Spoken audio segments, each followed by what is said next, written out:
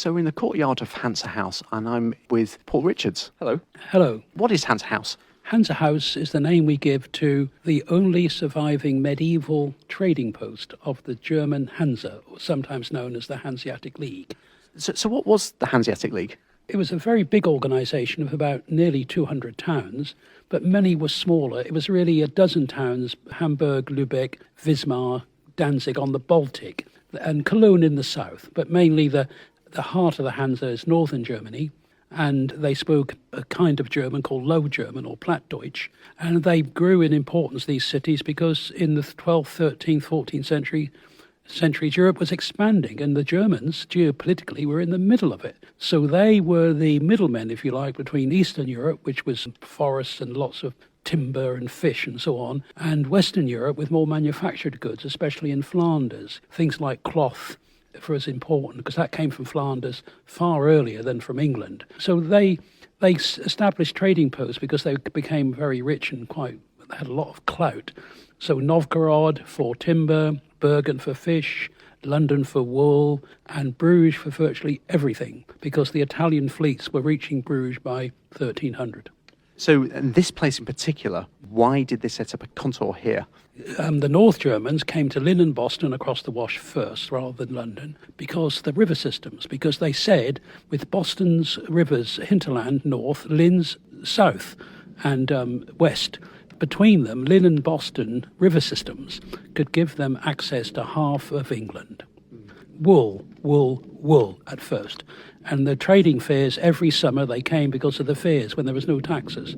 So in 1287, for example, we know from records there were 23 German merchants just over the road there in the Saturday marketplace. There were 23 German merchants looking for wool and bringing all kinds of other goods from the east. Yeah. What was being imported? At that time, quite a lot of timber from the Baltic, but also a lot of wax and all flax, pitch and tar, and amber as well from what present-day Poland. Amber was important. So lots of primary products, but beeswax was very important because although we had our own industry, the demand for wax was so great that we couldn't produce enough of it in England. So we imported a huge amount of wax through the later Middle Ages. So what was the wax used for? Well, it was used for seals, of course. You can imagine all the seals of writing and all the grants and charters, but also mainly for candles in churches and houses. And the number of friaries, churches, private houses, the demand for... It was so expensive, the demand for wax, candles, beeswax, didn't smell so much. It was fresher. It was, in fact, wax was so important to people that often wax was a present from German merchants to English kings. So you mentioned that the wool used to leave here. Why English wool? English wool, it was just regarded throughout Europe as superior. The Flemish came for it, the Spanish came for it, the Dutch, the Germans, the Norwegians, they all wanted English wool. It was just the quality of the wool. But later on, of course, Edward III in particular, but also before that, they began to tax it. So many English wool producers turned to cloth production. So West Riding of Yorkshire, East Anglia, around Suffolk, Norfolk border, the West Country, started to produce cloth. So by the 15th century, by far the biggest export from this country was wool. The Germans loved it, and they took wool from Lynn, Boston, Ipswich and Yarmouth to the Baltic, to Russia, Eastern Europe, Scandinavia, and all parts of Germany. So English wool became the thing. In Suffolk, Lavenham blue cloth was a big favourite in Prussia, for example, which is now present-day Poland. So cloth, which continued as the major English export into the 18th century. So just trying to imagine or recreate what was going on in this yard and around us. If we try and sort of set the scene of what would be happening here on a typical day. The Germans had these 4 big trading posts, which I mentioned, but they had 44 smaller trading posts all over Europe to help the trade. They weren't members of the Hanseatic League. They were trading partners. So in this courtyard would have been maybe a little market, a trading market, with locals and Germans trading under the regulations set by the borough council. For example, could the Germans own shops or not? That was always a big question. Were they wholesalers or were the Germans allowed to have a shop? That was always a big issue. The answer was yes and no over time. So mixing here, and on the other side, the German dining room is to my right, on the western wing of this trading post. To my right, the river was quite close, watching the ships come in. The ships would come in, they had to be unloaded and loaded, and also a lot of interaction between Lynn and Cambridge. In the late 14th century, the Hanseatics had warehouses and little warehouses at Huntington and St Ives in Cambridge. That hinterland is so important to understand why Lynn was so successful. You could call it the warehouse on the Wash. And many economic historians call it the warehouse on the Wash, because Lynn gathered all this stuff, and also later on, Lynn was exporting wheat and barley as well. Today, Lynn's major export is wheat and barley, and the main import is timber. Well, the main import was timber in the 15th century. So Lynn is still very traditional as a port, and we still trade with Gdansk, Lubeck, Wismar. Salt is an interesting one. We exported salt with wool. Salt was very important.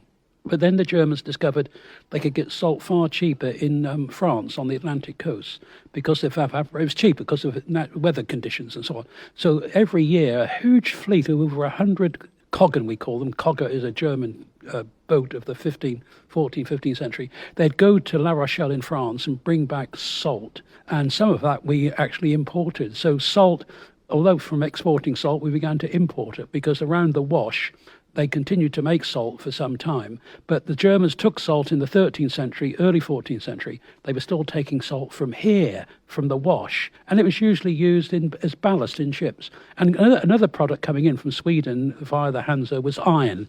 So iron was coming in, and also by the 15th century, silver, because through the Middle Ages, there was an enormous shortage of coinage.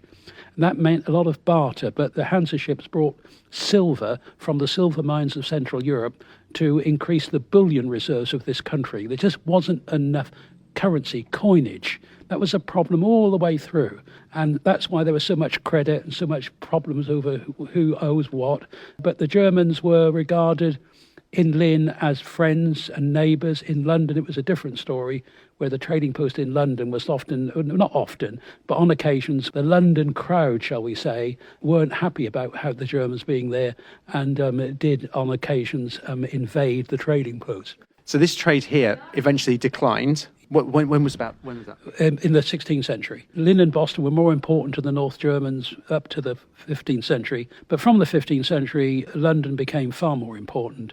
And so the Germans abandoned this place in terms of being here around about 1560. But they still kept it. Maybe they thought they could come back.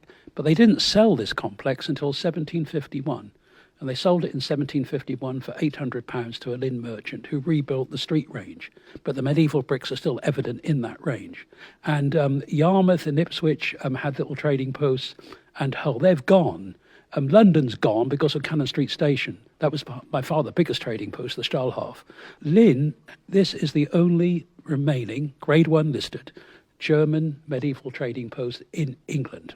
But actually, you mentioned, so Hansa, it still exists, but in a different form. Yep. In 1980, the Dutch towns, because Eastern Holland, if you go down the towns on the German border, the Dutch call it Hansaland.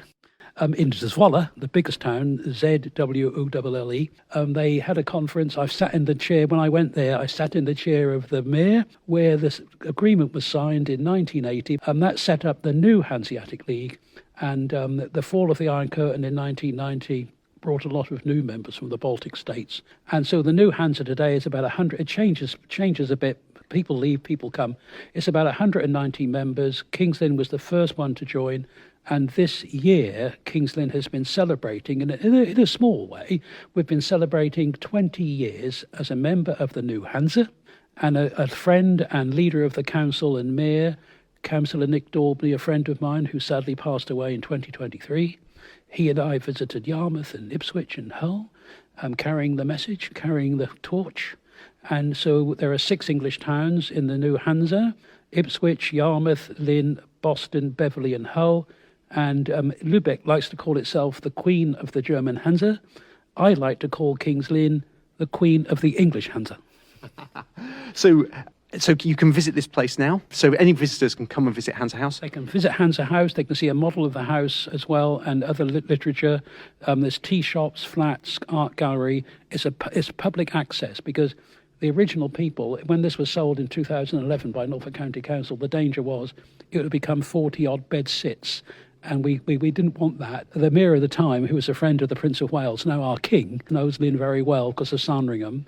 We invited him to look round here to say, sir, we don't want this to be 40-bed sits. We want it to be public access. And we want restaurants, we want nursery. We've got a nursery behind me, an art gallery, very nice apartments, an office, an English tea room, and another room people can hire.